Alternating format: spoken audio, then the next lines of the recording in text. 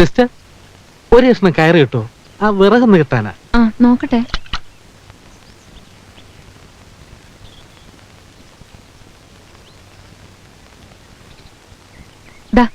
ഇത് മതിയോ?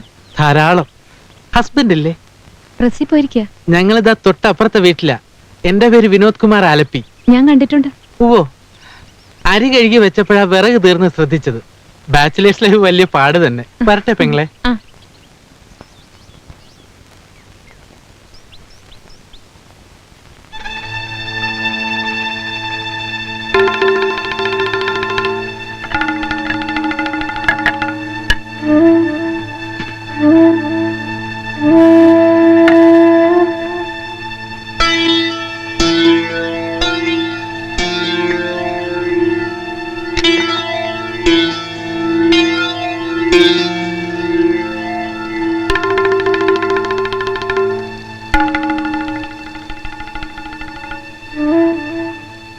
മിസ്റ്റർ,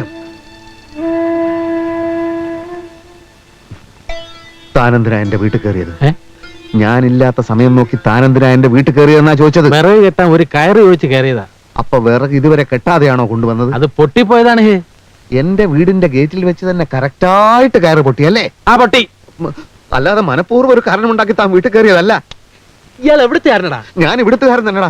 താൻ കയറ് പൊട്ടിക്കുന്നവനാണെന്നും വേലി ചാടുന്നവനാണെന്നും എനിക്ക് നേരത്തെ അറിയാമടാ. വേലി ചാടാൻ തന്റെ വീട്ടിലെന്താ നിധി ഇരിക്കുന്നോ? ഇത്തിരി സൗന്ദര്യമുള്ള പെണ്ണുങ്ങളെ കറക്കിയെടുക്കാൻ നടക്കുന്ന സാമൂഹ്യ ദ്രോഹിയല്ലടോ താൻ. എന്റെ ഭാര്യയുടെ അടുത്ത് വേല ഇറക്കിയാലുണ്ടല്ലോ. എന്ത് ചെയ്യും? പിടിച്ച് വിഴുങ്ങോ? ശരിയാ, നിന്റെ ഭാര്യയെ കറക്കിയെടുക്കാൻ വേണ്ടി തന്നെ ഞാൻ വീട്ടിൽ കയറിയത്. അങ്ങനെ കറങ്ങുന്നവളല്ല എന്റെ ഭാര്യ. ഞാൻ നോക്കട്ടാ കറങ്ങുമെന്ന്. എടാ, നിന്നെ പോലൊരു കുരങ്ങന്റെ കൂടെ ജീവിച്ച് അവൾക്ക് മടുത്ത് കാണും. എന്നെ പോലൊരു സുന്ദരം ഒന്ന് ഞൊടിച്ചാൽ മതി, അവള് വേലി ചാടും. അതിനു മുമ്പ് നിന്റെ ശവം ഞാൻ പോസ്റ്റ്മോർട്ടത്തിന് അയക്കൂടാ.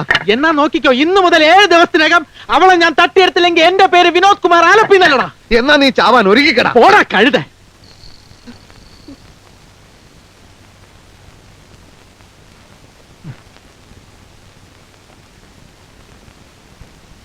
സാർ, എനിക്ക് ഭയങ്കരമായ ഒരു കംപ്ലൈന്റ് ഉണ്ട് സാർ.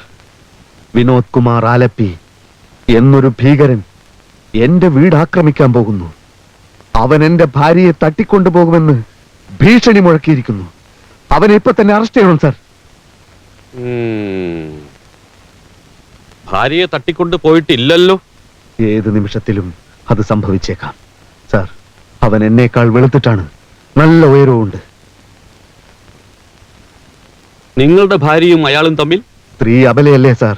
അവന്റെ പഞ്ചാരവാക്കിൽ അവൾ കുടുങ്ങയില്ലെന്ന് ആര് കണ്ടു? പോലീസ് ഇടപെടണമെങ്കിൽ സംഭവം എന്തെങ്കിലും നടക്കണം. അവൻ തന്റെ ഭാര്യയെ തട്ടിക്കൊണ്ടു പോയി കഴിഞ്ഞാൽ ഇവിടെ ഒരു കംപ്ലൈന്റ് വരൂ. അപ്പൊ ഞങ്ങൾ ആലോചിച്ച് വേണ്ട പോലെ തീരുമാനം എടുക്കാം. സാർ, ചത്ത കുട്ടിയുടെ ജാതകം നോക്കുന്ന കാര്യമാണ് സാർ പറയുന്നത്. ഭാര്യയെ തട്ടിക്കൊണ്ടു പോയി കഴിഞ്ഞിട്ട് പിന്നെ എന്ത് കംപ്ലൈന്റ് ആണ് സാർ? എന്താ തന്റെ പേര്? തളത്തിൽ ദിനേശൻ. മോനെ ദിനേശ, ആ ഭീകരൻ തന്റെ ഭാര്യയെ തട്ടിക്കൊണ്ടുപോകാൻ വീട്ടിൽ കയറി വരുമല്ലോ. അപ്പൊ വല്ല തെങ്ങിലും പിടിച്ച് കെട്ടിയിട്, എന്നിട്ട് നേരെ അങ്ങോട്ട് വാ. ഒരു തെളിവില്ലാതെ ആക്ഷൻ എടുക്കാൻ ഞങ്ങൾക്ക് പറ്റില്ല കുഞ്ഞെ. അങ്ങനെ പറയരുത് സാർ. ഞാൻ കൈക്കൂലി തരാൻ തയ്യാറാണ്. എന്താണ് തന്റെയൊക്കെ വിചാരം? പോലീസുകാര് കൈക്കൂലി വാങ്ങാനോ? എടോ, തനിക്ക് പറ്റിങ്ങി അവനെ കൈയോടെ പിടിച്ചോണ്ട് പാടോ.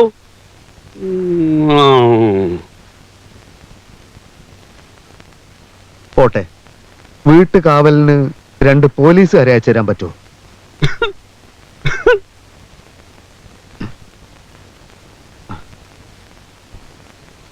ശോഭയും കാവൽ പോലീസും വേണ്ട സാർ, അത് ശരിയാവില്ല.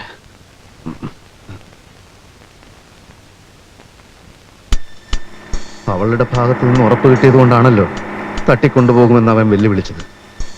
അവനെ കൈയോടെ പിടിച്ചാ വിജയിച്ചു. ഞാനില്ലാത്ത നേരത്താണ് അവൻ വീട്ടിൽ കയറുന്നത്. അപ്പൊ ഞാൻ ഉണ്ടാവില്ലെന്ന് ബോധ്യപ്പെടുത്തിയിട്ട് എവിടെയെങ്കിലും ഒളിച്ചു നിൽക്കണം. അപ്പൊ അവൻ വരും, വീട്ടിൽ കയറും, പതുങ്ങിച്ചെന്ന് അടിച്ചു വീഴ്ത്തി പോലീസിൽ അറിയിക്കണം.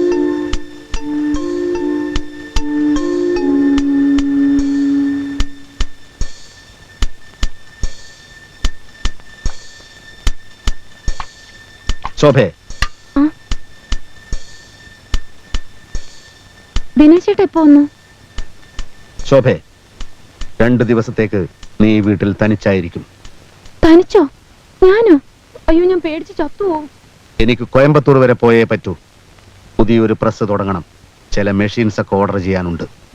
പുതിയ പ്രസ്സോ? ഉം. ഇപ്പോഴുള്ളത് തന്നെ ശരിക്കും ശ്രദ്ധിച്ച് നടത്തിയിട്ട് പോരെ പുതിയ പ്രസ്? അത് ചില പ്രശ്നങ്ങളൊക്കെ ഉണ്ട്.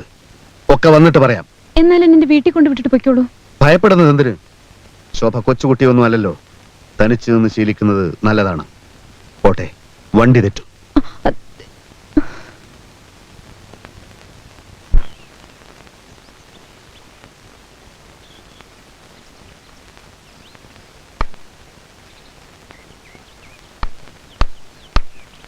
ആ ചേട്ടാ, എന്താ?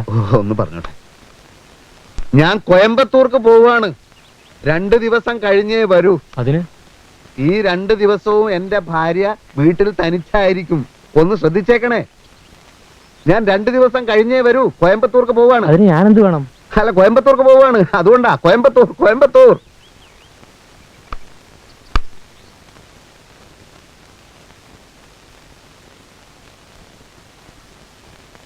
സാർ എവിടുന്ന ഒരു പെട്ടിയൊക്കെ ആയിട്ട്?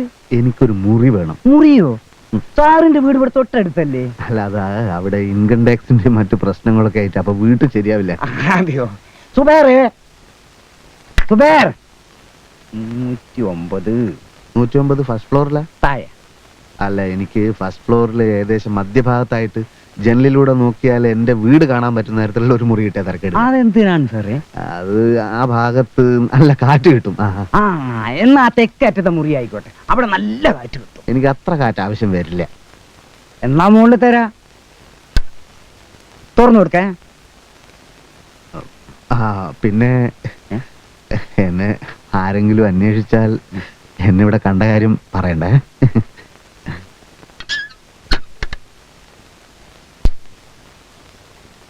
സാറിന് കുടിക്കാൻ വല്ലതും വേണോ? ഒന്നും പറയാറായിട്ടില്ല.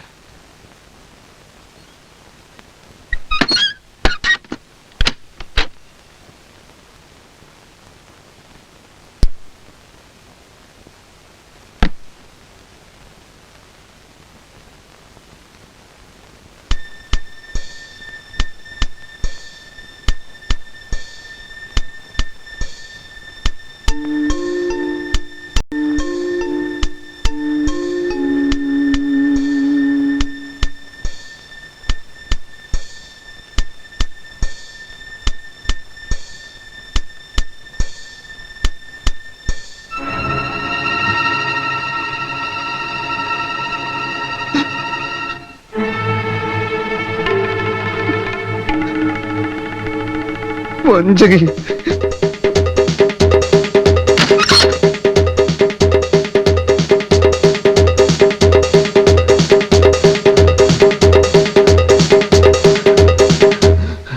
ഒരൊലക്ക കിട്ടുമോ? ഒലക്കയോ?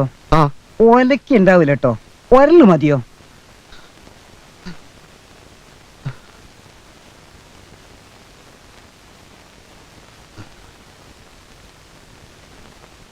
കത്ത് കിട്ടിയപ്പോ നിന്റെ അമ്മയും കൂടെ പുറപ്പെടാൻ തുടങ്ങിയതാ. ആദ്യം വിവരമൊന്ന് അന്വേഷിക്കാമെന്ന് കരുതി. അപ്പോ അനുജനുമായി വഴക്കിടാൻ എന്താ കാരണം? എനിക്കറിയില്ല അച്ഛാ. ഓരോ സമയത്ത് ഓരോ രീതിയിലാ പെരുമാറ്റം. നിന്നോട് അവൻ വഴക്കിടാറുണ്ടോ? അതൊന്നും ഒരിക്കലും ഉണ്ടായിട്ടില്ല. ദാ ഇന്ന് പെട്ടെന്ന് ഒറ്റ പോക്കാണ് കോയമ്പത്തൂർക്ക്. തനിച്ചെനിക്ക് പേടിയാന്ന് പറഞ്ഞിട്ട് ശ്രദ്ധിച്ചതേയില്ല. ഒരു പ്രത്യേക സ്വഭാവം, അല്ലാതെ സ്നേഹക്കുറവൊന്നുമല്ല. മനുഷ്യന്മാര് പല പല സ്വഭാവക്കാരാണല്ലോ. ഏതായാലും അവൻ വരുന്നത് വരെ നീ വീട്ടിൽ വന്ന് നിന്നോളൂ. എന്താ?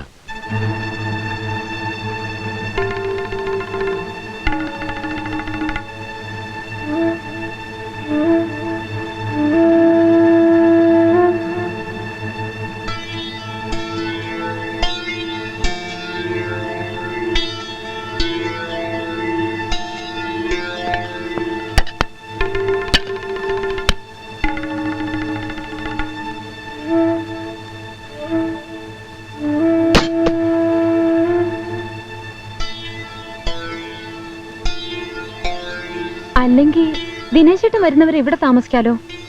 അതാ നല്ലത്. അല്ലേ വേണ്ട, ഞാൻ കൂടെ വരാം. എങ്കിലിപ്പോ തന്നെ പോവാം. ആ, നീ കൊണ്ടുപോവല്ല. കോയമ്പത്തൂർ പോയ ആള് അച്ഛനെ തല്ലാൻ വേണ്ടിയാണ് തിരിച്ചു വന്നത്. ദിനേശേട്ടൻ എന്താ തലയ്ക്ക് ഭ്രാന്ത് പിടിച്ചോ? അച്ഛാ. അയ്യോ. അച്ഛാ. അച്ഛൻ എപ്പ വന്നു? വീട്ടിൽ എന്തൊക്കെയുണ്ട് അച്ഛാ വിശേഷങ്ങള്?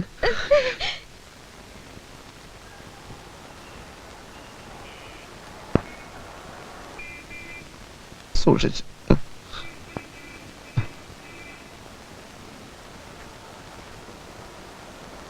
അച്ഛൻ ഈ സംഭവം മറ്റാരോടും പറയണ്ട കേട്ടോ.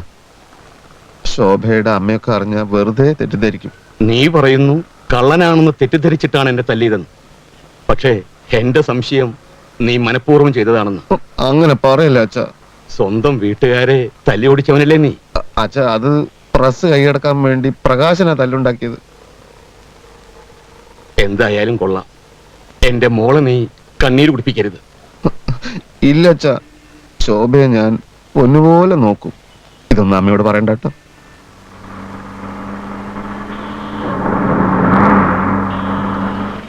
അച്ഛനെ ഞാൻ വല്ലാതെ സ്നേഹിക്കുന്നുണ്ട് അച്ഛാ. അത് ഇന്നലത്തെ രാത്രിയോടെ എനിക്ക് ശരിക്കും മനസ്സിലായി.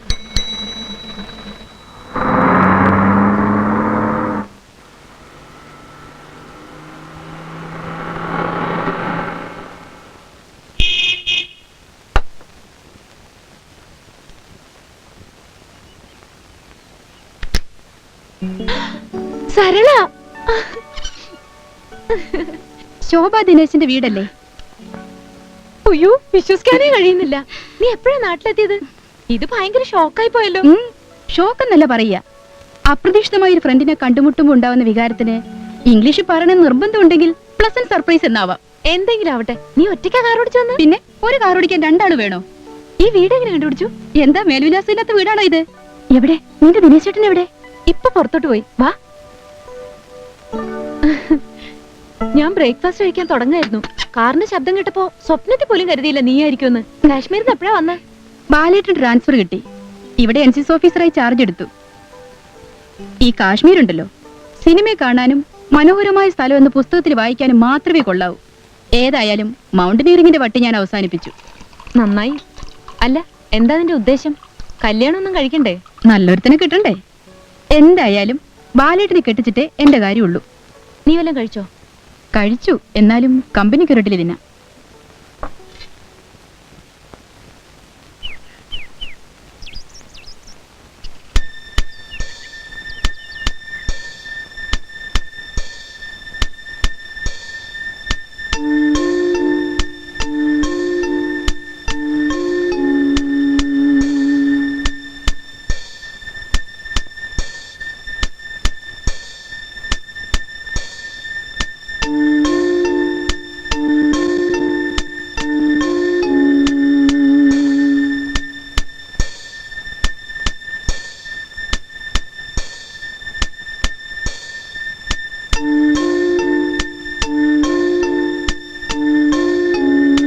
ഞാൻ എപ്പോഴും ആലോചിക്കാറുണ്ട്, ജാതകം നോക്കുന്ന ഏർപ്പാടില്ലായിരുന്നെങ്കിൽ നീ ബാലേട്ടന്റെ ഭാര്യയാകേണ്ടവളായിരുന്നില്ലേ? ബാലേട്ടനോ? അതാരണീശ്വര പുതിയൊരുത്തൻ. അതിനുശേഷം എത്രയെത്ര പെൺകുട്ടികളെ കണ്ടു, ഒന്നും ശരിയായില്ല. മൂപ്പരാകെ ഫെറ്റപ്പായിരിക്കുക. ഇവളെ കല്യാണം കഴിക്കാൻ പറ്റാത്തത് കൊണ്ടായിരിക്കും. അല്ലെങ്കിൽ എന്തിനു ഫെറ്റപ്പ് ആവണം? ബാലേട്ടൻ നിന്നെ എപ്പോഴും അന്വേഷിക്കാറുണ്ട്. ഓഹോ, ഇത് പ്രേമം തന്നെ. പഴയ പ്രേമം പുനരാരംഭിക്കാനാവും അന്വേഷിക്കുന്നത്. ബാലേട്ടന്റെ ഇളയതാണേലും ഒരു മൂത്ത ചേച്ചിയുടെ ഉത്തരവാദിത്തങ്ങളാ എനിക്ക് എപ്പോഴും. അടുത്തെങ്ങാനും ഫോണുണ്ടോ? ഞാൻ നമ്പർ തരാം, നീ വിളിക്കണം. എത്രയാ നമ്പർ? 24302. നീ ഇവിടെ എത്തിയത് വലിയ രക്ഷയായി. ഇനി മിണ്ടാനും പറയാനും ഒരാളായല്ലോ. 24302.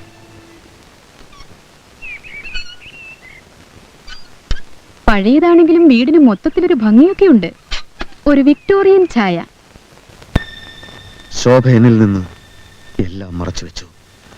അവൾ മറ്റൊരുത്തന്റെ കാമുകയായിരുന്നു.